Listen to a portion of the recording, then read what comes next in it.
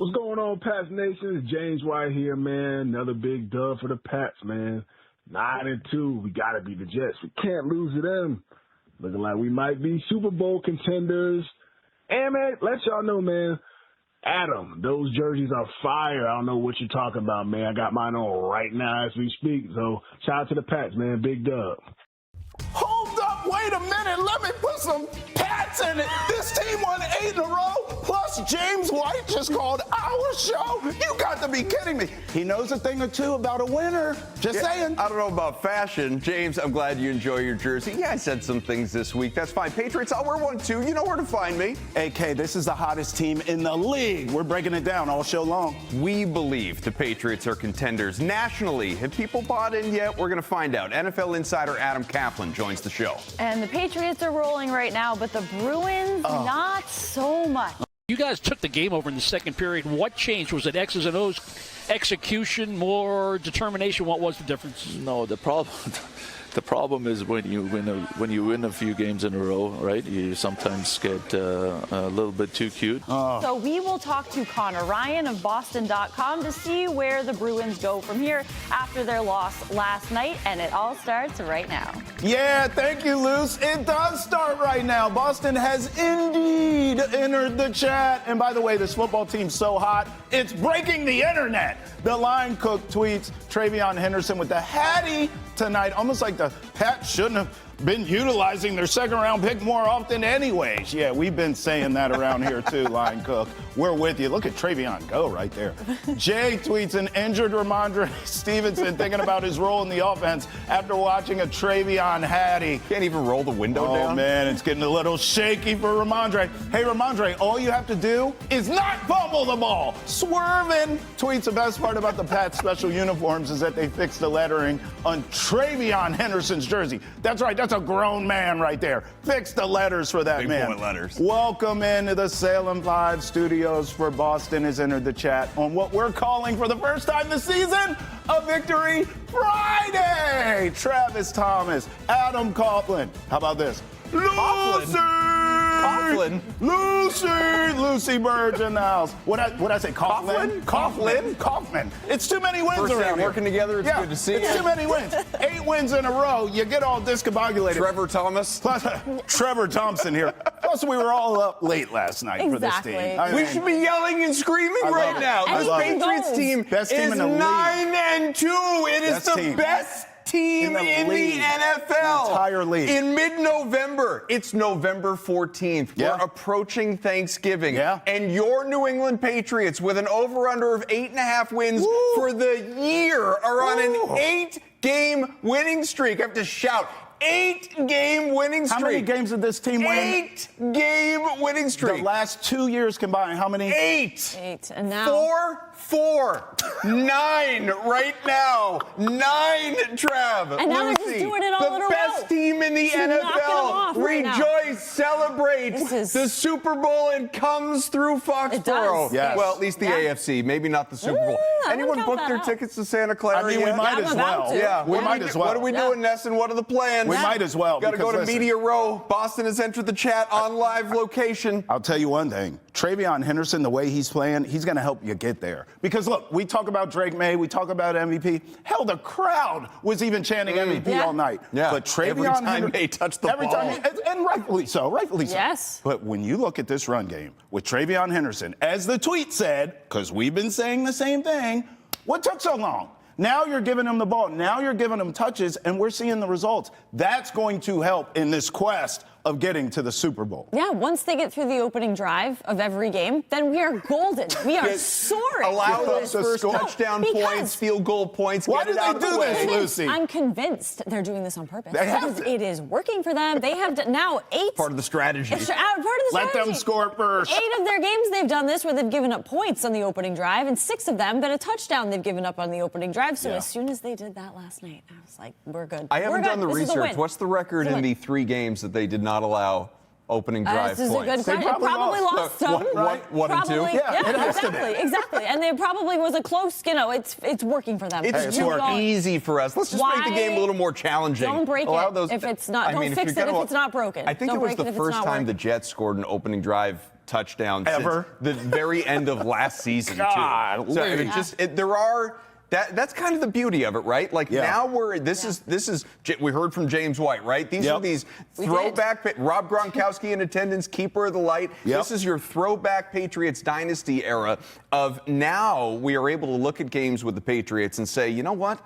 They weren't perfect. They need to clean up X, Y, and Z. And oh, by the way, they still won by double figures. That's right. Yes. This is a new era, a new understanding of what this team is capable of being. Yeah, and possibly a dynasty loading right now. Because you have all the pieces of first of all, how excited we are today. Sure. This is what it felt like during the previous dynasty. Like, we'd get up and it's exciting to wake up and say, oh, the Patriots won Early in the last night. dynasty. Early, yes. You got to remember, later in the dynasty, we took these moments for granted. As things started to fall apart. Another win, wake us for the game. But this is like the beginning of it. That's when it's fresh and you come in Absolutely. new and it's a whole new cast of guys. It's like 01 vibes. Vibes. You know, because just in the sense of, you know, nobody really saw this coming. Sure. Right? Even if you saw them being competitive, 9-10 wins, playoff spot, wild card team, nobody saw first place in the AFC, 9-2 first round bye talk. I thought 8.5 was generous on that win total coming. And now they've surpassed that already. So we're just blowing through all of this. So that's why a deep playoff run is not out of the question here. This is exciting because you look at the vibes, you look at how Vrabel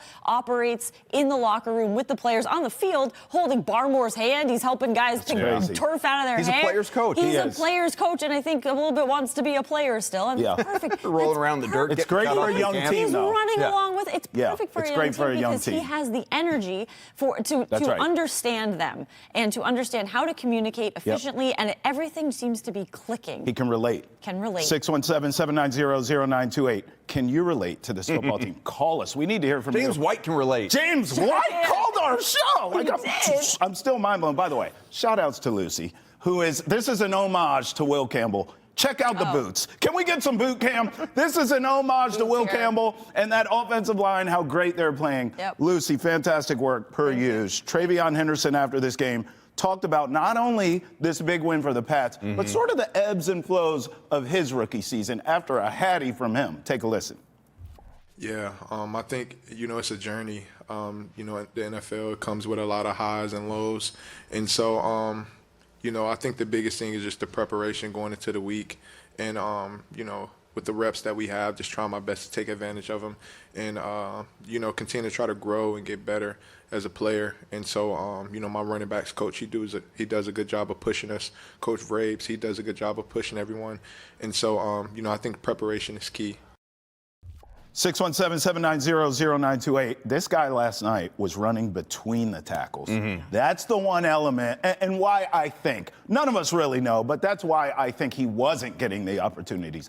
I'm not sure if the Patriots believed he could do that consistently. Why does he keep running into traffic? He's running into linemen. Well, last night, he was running over everyone, past everyone, he was doing everything. If he can continue that, it adds another gear to this team. Yeah, I mean, you still need some of those home run plays. And I don't mean a 55-yard touchdown, a 69-yard touchdown, the things that he did nice against Tampa, for sure. But you look at, he had a career-high 19 carries in this game. He was clearly, I mean, pretty much an every down back, the primary guy, offensive snaps, all of it, because there was no Ramondre Stevenson, out 3 straight games, toe injury. I think you do need Ramondre back. I know you've had your issues with the fumbles. Everybody has. But I think you need him back in terms of a complementary option. 2 Thunder, different lightning style backs. Yeah, I mean, it's not Gibbs Montgomery, Sonic Knuckles, but it can look a little different, obviously, than it has. And these guys do. They have the ability to play off one another. But just in terms of celebrating TreVeyon's night and what he did in prime time, by the way, for all football fan eyes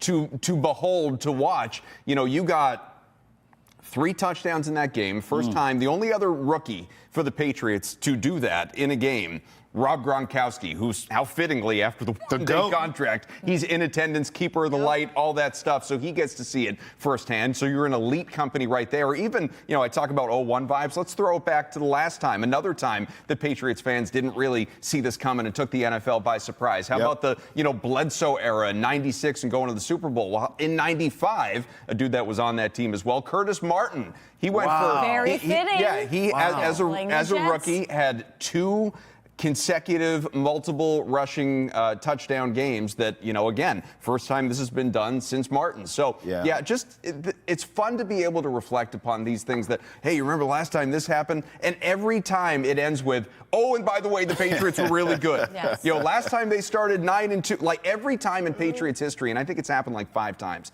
every time in Patriots history that they have started 9-2, I want to say all but one, they've gone to a Super Bowl at the very least. Yeah. So this team is just putting together these runs, Lucy. Yeah, everything that they do successfully now, of course, will always be compared back to the first Patriots dynasty, which some could say we're in the second, maybe, is beginning now. Hopefully. Well, that's what it feels like. That's what it feels like, because everything is falling into place in the right way for this team. And you see things like Ramondre Stevenson goes down, then TreVeyon Henderson fills in that gap. And you have the confidence that guys can step up in spots where they need to, and everything is just flowing in the right direction right now for the Patriots. Well, one of the reasons it's all working is because of this offensive line. And we told you, Lucy loves Will Campbell. So here's a big country on not only the offensive line play, but how great that damn MVP Drake Maye is.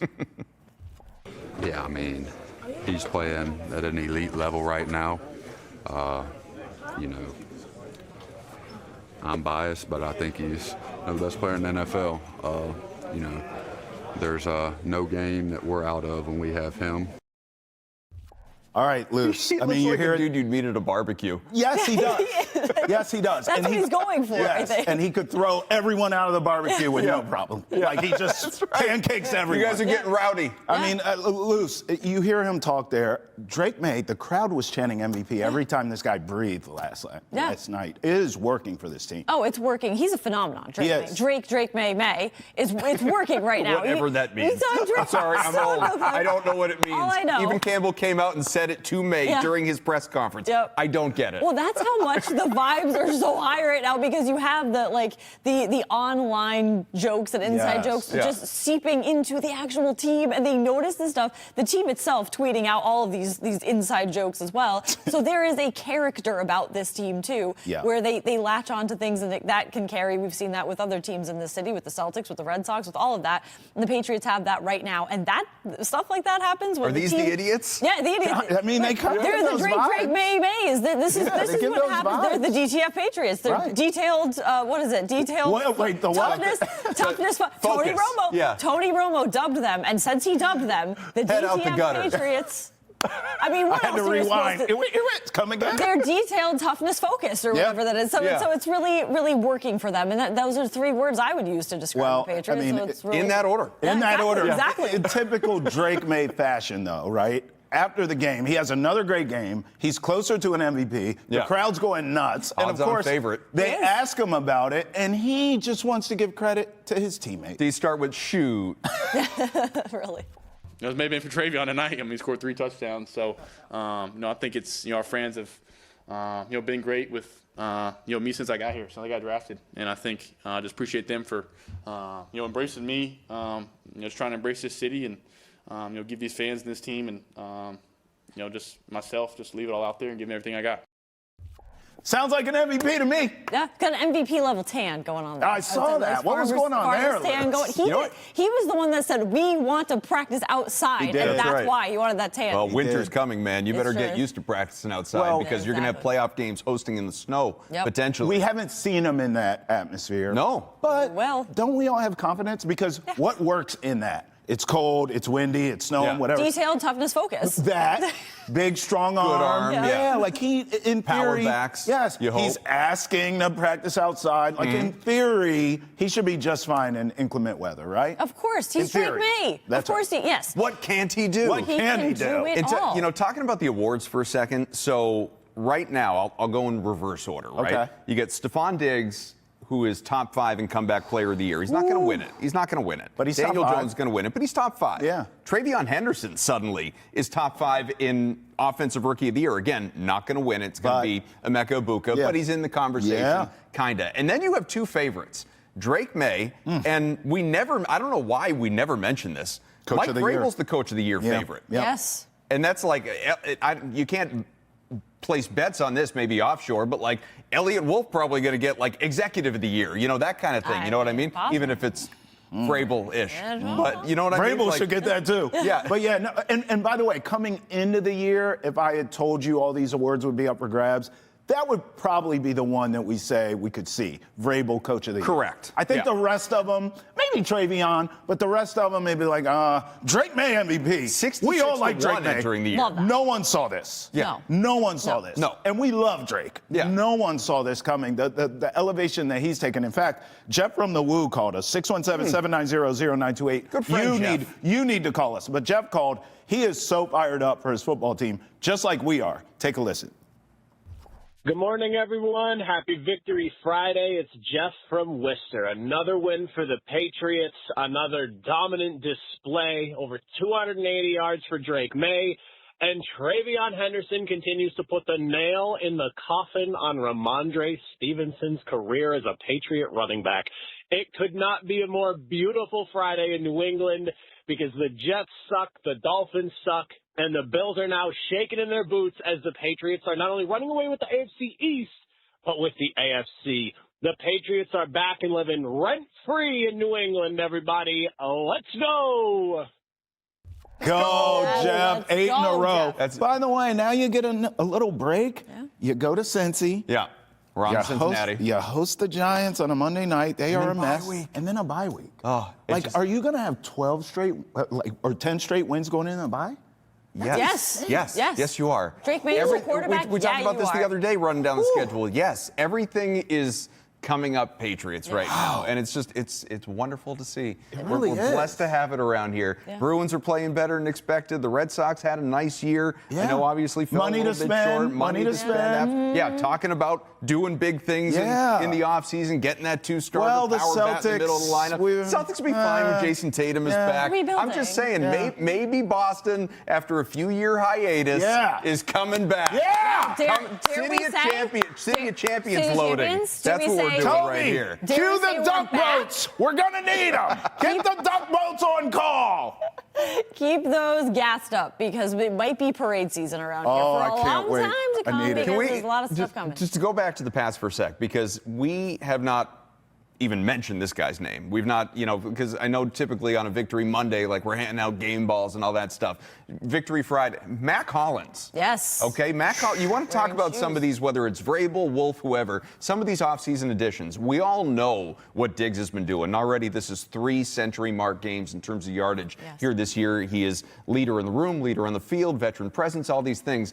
Mac Hollins, sneaky, has been such an important addition to this wide receiver core, especially in the absence of Kayshon Boutte, where we've really seen him take off. No Boutte, obviously, for a couple of weeks. We always say Boutte everywhere, Boutte nowhere right now. There's no Kayshon Boutte. And so you have Kyle Williams, who, has that big touchdown against Tampa, and then last time out, last night, it's a dud. He's targeted a few times, doesn't do anything. Sad birthday narrative would have been fun. But Mac Hollins crushes, for anyone cares, crushes the receiving prop. Like the expectation for Vegas, ballpark 40 yards, a little bit less than that, goes for over 60 and almost caught a 50-yard bomb as well. And this is after he went off the game before when he had, 9, 10 catches, 11 targets. I mean, he has been increasingly a force. And it's sort of goes back to the whole next man up thing, but I think it's just maybe what's more notable, and a lot of the credit here goes to Drake Maye and lifting up those around him. And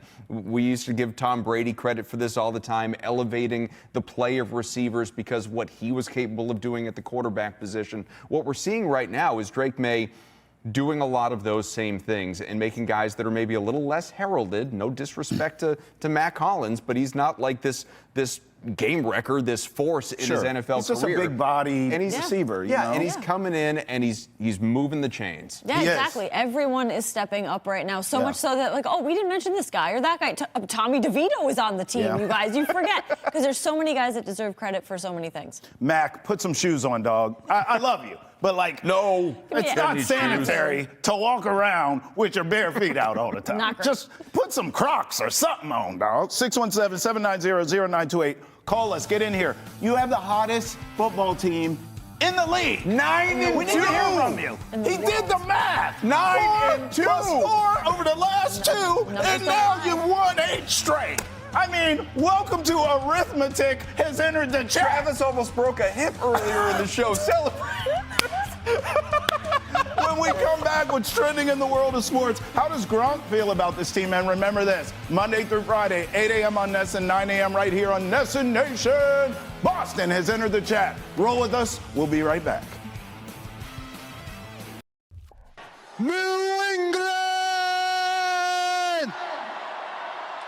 I'm back, baby! Shall I suit up for the second half? I love y'all. Patriot for life. I mean, literally, no other player can bring you that energy like this guy. Look at him ring the hell out of the bell. Just his natural disposition, exactly. too. Like, if anyone else came out doing that, you'd be like, oh, it's a little cringe. He's just talking. He is natural at this, but I do love, and whenever a player, Brady did this too. Break the Liberty Bell. He's going to break the bell.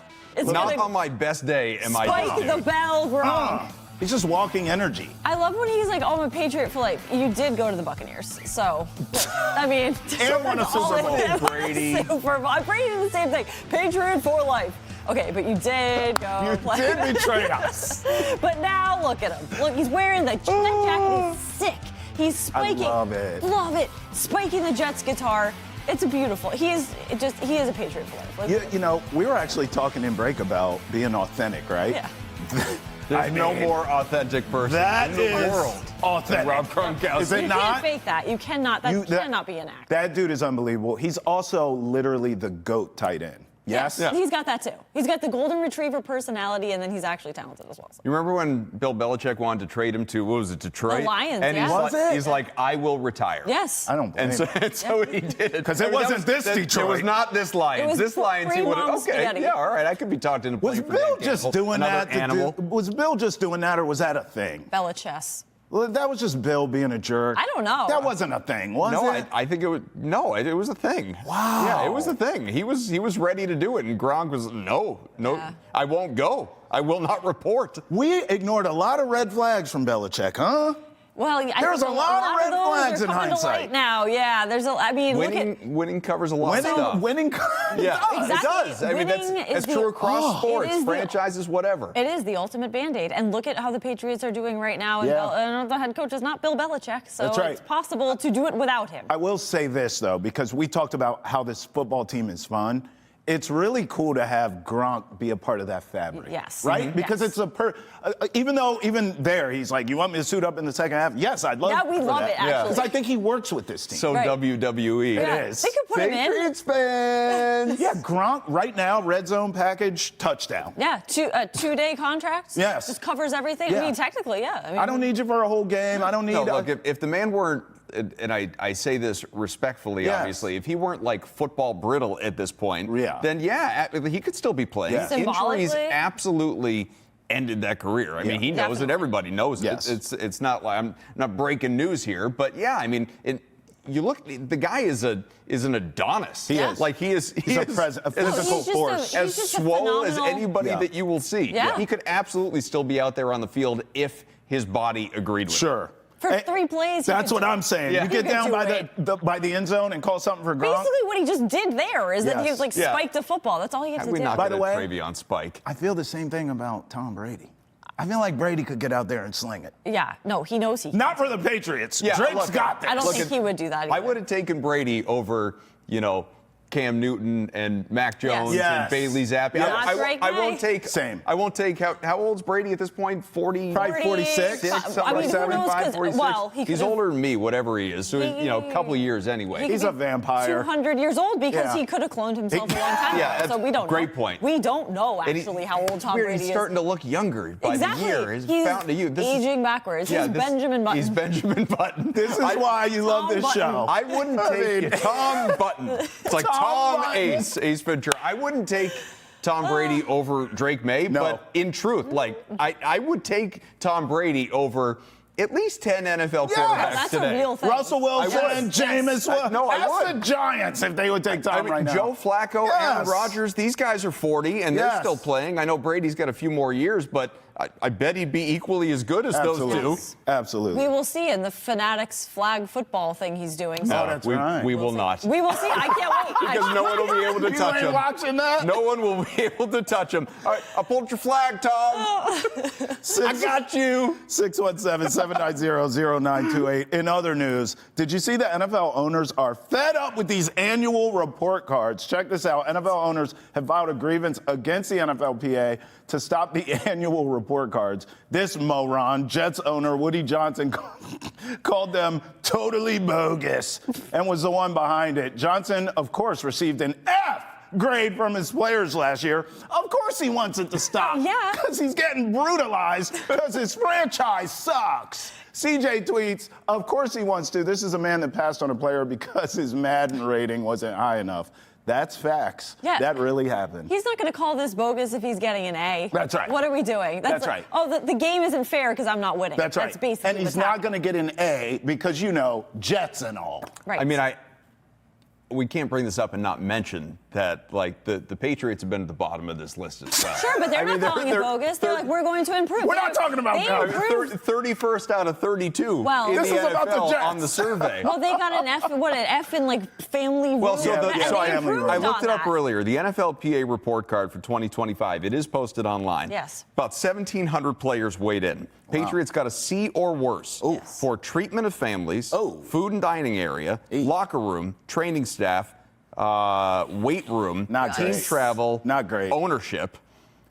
The only areas they got in the B range were nutritionists, dietitians, strength coaches, head coach. There were no A's. Dang. Now, Robert Kraft, because remember, like you said, they've actually marginally improved. They were worse a year ago. Sheesh. Robert Kraft, to his credit, has worked to correct some of these things. The Patriots announced the $50 million investment in a new facility adjacent to the stadium, broke ground in December, expected to open for 2026. But don't you also think, this is a longer conversation we don't have time for, don't you also think, like, the Patriots have been pretty bad the last few years of course. for a range of reasons on the field, and it's not just the amenities. Sure. To our point about, like, winning being the ultimate Band-Aid, don't you think the Patriots would be a lot higher in that survey and have a lot of happier players if the team were playing the way it is right now? Fair. Like, I bet the 2026 NFLPA survey will be off better. of this year, yes. you're not going to see the Patriots at 31st, Absolutely. even if a lot of things there don't change. Oh, you get a Super Bowl ring, you're like, everything's great, everything's wonderful, I love the 15. nutritionists, I Perfect. love it, but they're not calling it bogus. They are fixing their problem.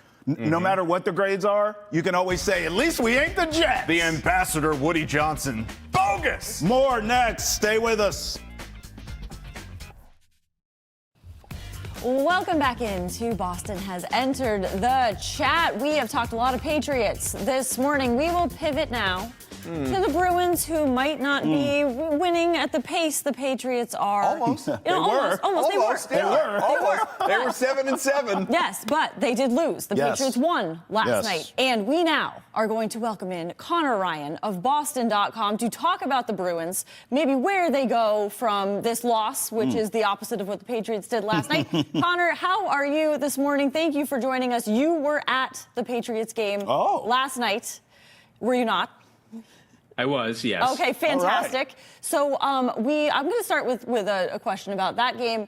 What was the vibe like at the game? How was it? Your Patriots game experience?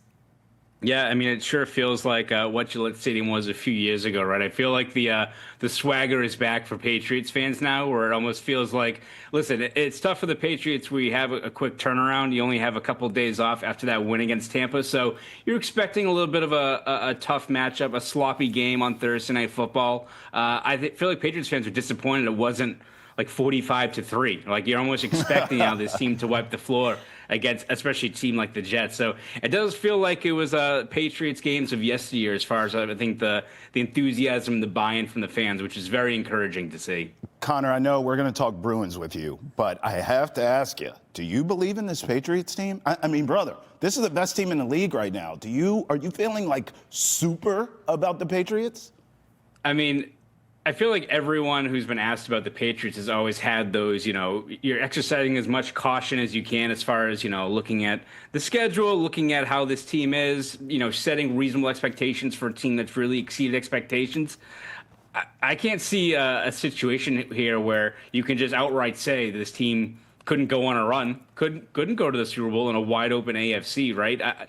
You just look at how well Drake Maye is playing, how well coached it feels like this team has been under Mike Vrabel, the buy-in from the players, which I think is huge for any one of these younger teams that is, taking a big step forward. Like, look at the Bengals a few years ago, where it feels like that was that buy-in and that belief where they took a huge step forward with a young quarterback and they got all the way to the Super Bowl. Have we seen anything from this Patriots team, whether it's taking care of business on a short week against the Jets or beating some tough matchups like Buffalo and Tampa on the road, that makes you think this team couldn't go on a run? I feel like we haven't seen anything from this team over the last 2-3 months that can, push aside the notion this team could be playing in late January and maybe early February. Wow. Connor, coming into the season, I think there were a lot of people, I was in the group. I don't know if there were a lot of people that thought the Patriots could be a playoff team. I don't think anybody saw them as the #1 seed in mid-November, obviously, in the AFC. The Bruins kind of similarly, right? Their expectations were very low coming into the year. Not a lot of people saw them winning 8 out of 10 over the course of a stretch. And I know this 7-game win streak ended last night against the Senators, despite the Bruins' resiliency. Down 3-1 third period, fight back, tie it, and then they allowed 2 more, lose 5-3. 8 wins in 10 games with the only 2 losses coming against those Senators.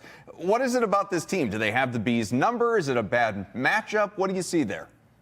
Yeah, I think that first loss on October 27th was one where it just feels like the team wasn't ready to go. And I think when you looked at how lopsided that matchup was, I think it terrified a lot of Bruins fans because, unfortunately, you saw last year, it feels like the Bruins were, dealt these lopsided losses every week, 10 days, right? It felt like it was a recurring theme with this team where they just weren't competitive, they weren't engaged in the matchup, and they let the game get away from them when a bounce or two didn't go their way.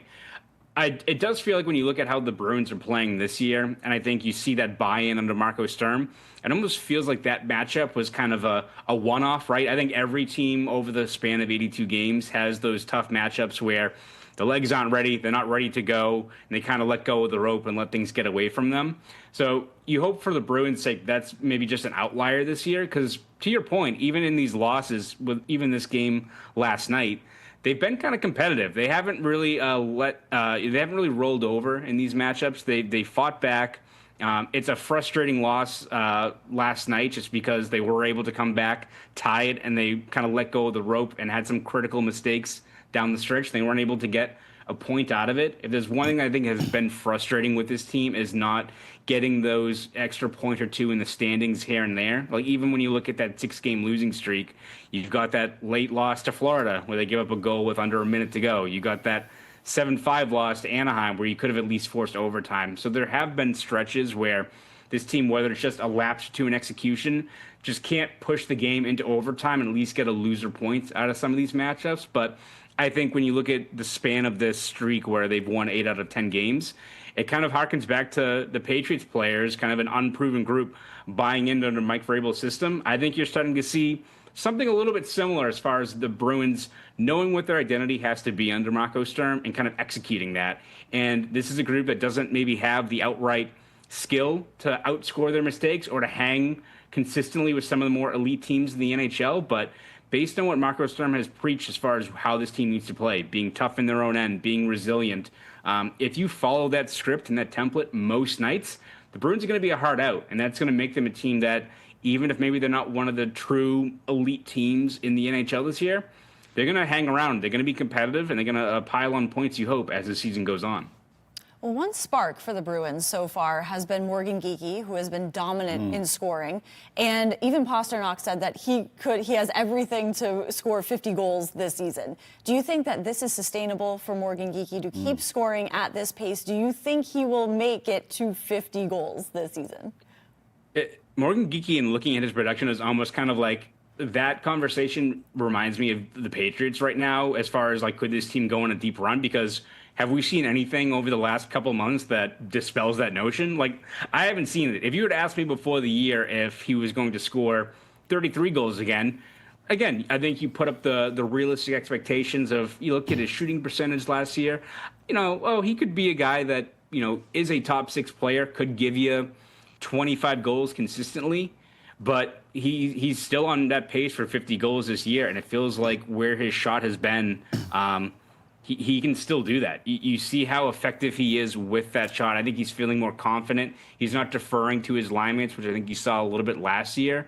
And I think you're seeing that confidence kind of spill out as far as how assertive he is in the offensive zone, like you see in that goal last night where he joins the rush and cashes in with David Pastrnak. And I think the one positive thing with Geekie is, he's been on this great scoring streak to open the season, but he hasn't really had a lot of sustained 5-on-5 chemistry with David Pastrnak, especially, at even strength, which is where he generated a lot of his chances last season. This year, it's been a lot of, he's cashed in on the third line, he's cashed in on the power play, and now he's starting to, build some of that traction again with David Pastrnak. And you see what he's been doing so far. If he's not scoring 50 goals, I think 40 goals is absolutely on the table. He has not really slowed down since he kind of got hot last year. I mean, if you look back to when he started scoring at a pretty steady clip, it was, early December last year. And since then, he's led the NHL in goals. It's not Leon Draisaitl. It's not David Pastrnak. It's Morgan Geekie has been doing this since, the holidays of last year. So much like the Patriots, what have we seen over the last year, right, that makes you think that he can't do he can't hit 50 goals? It's pretty impressive. 40 goals, 50 goals, I'll take it all. I want to actually 400 goals. Yeah. I want to piggyback off Lucy's question, but it's more of an identity kind of thing. I mean, obviously Geekie and Pasta are your workhorses as it pertains to scoring. But when I look at the identity of this Bruins team so far, Connor, it feels very much like Marco's system in terms of offensively. You have a solid defense. You have 2 solid goalies. Talk to me about the identity of this team as you see it right now. I know it's still kind of early in the year, but what is the Bruins' identity as you see it right now, Connor? Am I far off here?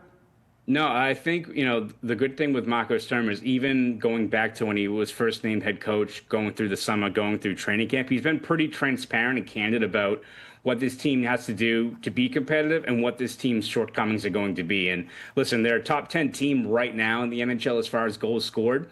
I'm not expecting that to really carry over once we get into the dog days of the winter here. But for what Marco Sturm has mapped out that this team needs to be, they may not have the elite scoring talent beyond a Geekie and a Pastrnak, but they've got a lot of guys that can generate offense off the forecheck. They have a lot of guys that can outwork other teams. And what this team needs to do to be a consistent, competitive group, it all starts, in their own end. They have to be stingy defensively. They can't get into track meets. They can't try to outscore teams like Colorado or Edmonton. That's not going to be a winning formula. But I think what you've seen over, the span of this 10-game stretch where they've won 8 games they've been a lot more buttoned up defensively. I think having Hampus Lindholm back has been a huge key there. I think putting him back in the lineup and having Charlie McAvoy and Nikita Zadorov together has really solidified that defense. So that's the most important thing. I think you're seeing special teams as a whole has been a lot stronger. The Bruins were 29th in the NHL in power play last year, which when you look at the personnel they have there between guys like Pastrnak, Geekie, Zacha, maybe they're not a top 5 power play. They were of yesteryear when you had Bergeron at the bumper, you had Torrey Krug and those guys, but they're better than 29th, right? And I think that's what Marco Sturm has said, that maybe if they're not the most consistent scoring team at 5-on-5, they can still land those punches on the power play. So you put that together, whether they're a stingy defensive team, they're clogging up the neutral zone, they're capitalizing on the power play, they're doing enough to, I think, land punches offensively. That feels like a team that can hang around, can avoid letting games get away from them, like that 7-2 loss to Ottawa earlier on this year. I think that's the way they have to play. And I think you're also seeing this team embrace kind of that underdog mindset and the fact that, maybe we're not the most skilled team, but we're still going to punch you in the mouth. Like you've seen, I think, them have this kind of this swagger to their game. You had a lot of other guys step up. I think some of that bleeds into what Nikita Zadorov brings on the ice. You've seen that, but you look at that game against Toronto earlier this week where, Zadorov is bugging multiple guys on Toronto. He's landed some huge hits, but then you have 5'9" Murat Husindinov be the first guy in on a fight as well. I think you're seeing that physicality, that approach kind of be infectious for what this team is. And it feels like a lot of guys are buying into that's the way they need to play if they want to have success this year. Connor, we've only got about 30 seconds for this one, but next matchup, Montreal, a team that's dropped 2 in a row, obviously, but like the Bruins, 22 points at the top of the Atlantic Division standings. What are your expectations for this matchup?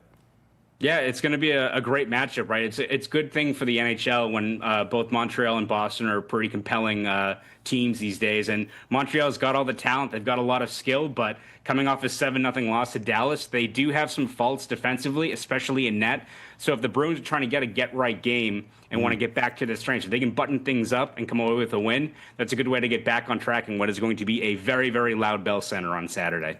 Conor Ryan of Boston.com. Thank you so much for joining us this morning, Conor.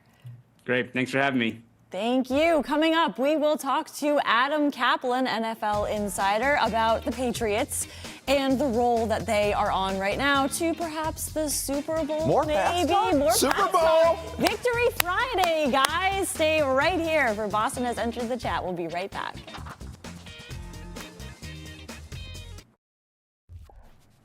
You guys aren't going to believe this. We want to talk more Patriots here on Boston Has Entered the Chat. Welcome back here on Nesson. Great to have you here with us. Great to have our next guest because we keep talking about, the Patriots, they're Super Bowl contenders. Locally, many of us feel that way. Nationally, let's find out what the perspective is. Adam Caplan, NFL insider, SiriusXM Radio, joins the show. Adam, good to see you, my friend.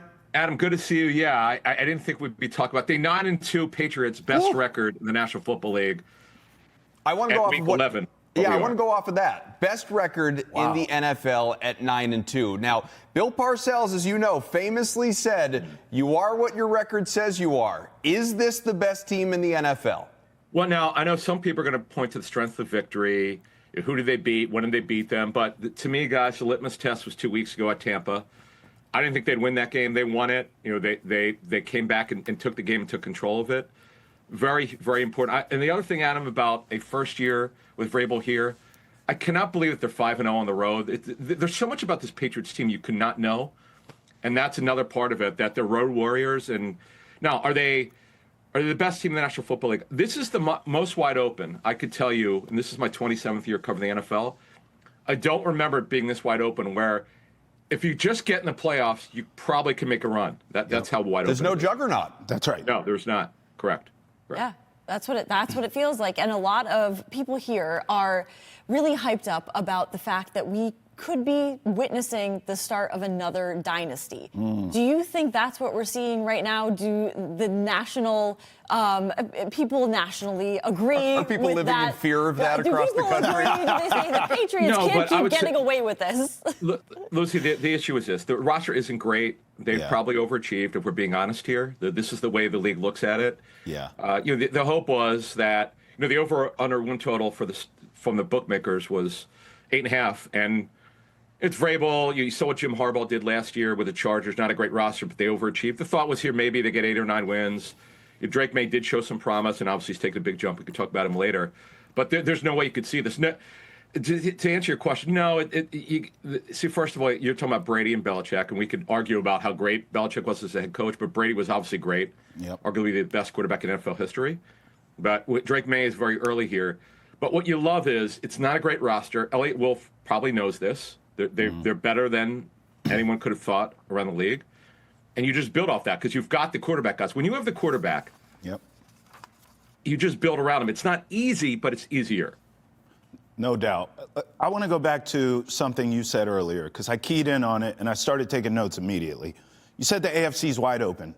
Couldn't agree more. So I started writing down the teams that I'm not really that worried about who are in the playoff picture. Colts, Broncos, Chargers, Ravens, Bills, all these teams I think the Patriots match up well with in the playoffs. But Adam, there's one boogeyman on this list. I still, even though the road to the Super Bowl looks like it's going to come through here, Adam, The boogeyman to me is Patrick Mahomes and the Chiefs. Can you just look to your crystal ball? They're not even in the playoff spot. Who's worried about that? Well, I want to hear from him. Look into your crystal ball and tell me, Patrick Mahomes and that team comes here to Gillette. How does that game play out? Well, you have to understand, you're talking about playoff experience. Andy Reid, one of the top 3 head coaches in NFL history, right? Yeah. He is one of 4 head coaches in the last 35 for a team to start 1-5 and make the playoffs. And the Ravens are trying to do that, and they're turning their season around. But, yeah, I would be worried. Now, Jacksonville, to me, now I know that they've got the tiebreaker against Kansas City in that bizarre ending on Monday Night Football. But Kansas City will get in one way or the other. Jacksonville's not very good. Yes. And, yeah, I would be worried. But, you know, that's down the line here. The Colts, by the way, no one's talking about them. They passed the litmus test weeks ago when they lost at the Rams, so they played a very competitive game. The Colts are really, really good. They got a mojo going. They're another team that's been better than anyone probably thought they could be. Who knew about Daniel Jones? So guys, that's the story of this league this year. So many things have happened that you could not predict, and we love that. Adam, when you watch Drake Maye, what do you see? Like because I'll tell you why I'm asking this. Watching that Jets game last night, he was under duress a few times, and I'm watching this guy climb the pocket. I'm watching this guy make veteran quarterback moves in his second year. The poise in the pocket, the moving around, the decisiveness. Big, strong kid can throw a football over those mountains. When you watch Drake Maye, what do you see? Is this guy the real deal in your mind? I see a guy's been coached by Josh McDaniels. So what does that mean? Josh McDaniels, we could say what we want about him being a head coach, but he understands how to develop and coach quarterbacks. And the thing that shocks me, you asked, what do I see? Drake Maye's feet, they're quiet. They're not all over the place. There were 3 or 4 significant flaws that he had at North Carolina. Playing within structure, bad mechanics, playing hero ball, and processing. All of it's majorly improved. He looks like a different quarterback. Now, again, coaching matters. This is just a phenomenal job by Josh McDaniels. And Drake Maye being coachable. That's the other thing. He couldn't play to this level, okay? Couldn't play to this level without willing to be coached. And he is absolutely willing to be coached. And he's got a great temperament, great attitude. And again, I know he's a pretty good kid, but there were a lot of flaws he had. There were a lot of concern around the league about Drake Maye. I'm going to be honest with you, when he was drafted, whether he'd ever make it. And I remember talking to some people, with the Patriots when the staff came in, this new staff, they graded, they saw him out of the draft, and they saw the improvement last year, and then they've kind of taken him to the next level because you don't really know because he was coached by another staff, kind of where he's at and how he was coached. But having this kid be so far ahead of schedule, you just know that he's just going to build on it, and having a great attitude to be great is what he clearly has. Yeah, because when Drake Maye was drafted, Belichick himself on television said he basically wouldn't have drafted him. He saw all these flaws in him. So if Belichick was the head coach right now, we wouldn't have Drake Mania at all. The maniacs would not exist. Right, and Bill had personnel control. See, but no, look, and I have a ton of respect for Belichick, but let's face it, him and Mac Jones and their issues, you saw that, how he handled it. Well, Mike Vrabel understands. Get a world-class coach like Josh McDaniels in terms of working with quarterbacks. And I know I'm talking to people around the league who know Josh. He could always change his mind. It seems like he was just totally focused on developing Maye, not trying to be a head coach again. Not saying he wouldn't want to be one, but from what I've heard, he really has not had the thought from people connected to him, and he was just singly focused developing this quarterback and being back home in New England. It's certainly working out right now. Adam, like you said, almost 30 years covering the NFL. I don't know if you have an MVP vote, but if you do or if you did, Drake Maye right now he's the betting favorite to win the award. Would he have your vote? All right, so I vote in 2 polls. One of them is a big one, Pro Football Writers Association, which is recognized. It's not AP, it's below it, but it's pretty important. They have more categories. I would say this, and I can't believe I'm saying this. Daniel Jones certainly has to be up there. I'm not saying I'd put him above Maye. But I'm just saying he's got to be up there. Depending on where the Chargers go at the end of the season, Justin Herbert. You got to look at Jared Goff has been terrific. Baker Mayfield's incredible. Matthew Stafford. And Jonathan Taylor. I know running backs typically don't win MVP. They might win Offensive Player of the Year. I hate that there are 2 awards like that. But the bottom line is, guys, it's been so. Listen to some of these names, folks. Who would have thought Jonathan Taylor's career was kind of lost prior to this season? Right. He's back. Yeah. It's incredible. I also think that 1 seed could determine that. Like, if the Patriots have home field throughout the playoffs, that only helps Drake Maye's case for MVP. Does that make sense, Adam? Well, remember, it's voted for, though, before. Oh, that's right. Playoff start. Yeah. You know, it's funny you say that. I wish it would be hard to do it because they don't want to delay it, but it's too bad that they don't have like a award for playoff MVP or something like that. It's like when Joe Flacco in 2012, who one of the best runs in NFL history in the playoffs, Joe Flacco was always an ordinary quarterback. Right. But you get to the playoffs, he put the team on his back. But we'll see what happens. But the AFC to me is wide open. It's very hard to predict. The NFC's also kind of wide open. Yeah. And I don't know who you trust there. I mean, I started the season thinking the Packers, but I have trust issues with them since making that prediction. Maybe the Seahawks at this point, but do you trust Darnold? A lot of trust issues right now in the NFL. But with the Patriots, not so much. I mean, I trust this team. It's just a matter of what we see once we get to the postseason. Adam, you're the man. We appreciate you joining us. Thanks for getting up early with us. We'll have you back soon. Thank you. Guys, thanks. Thanks, Adam.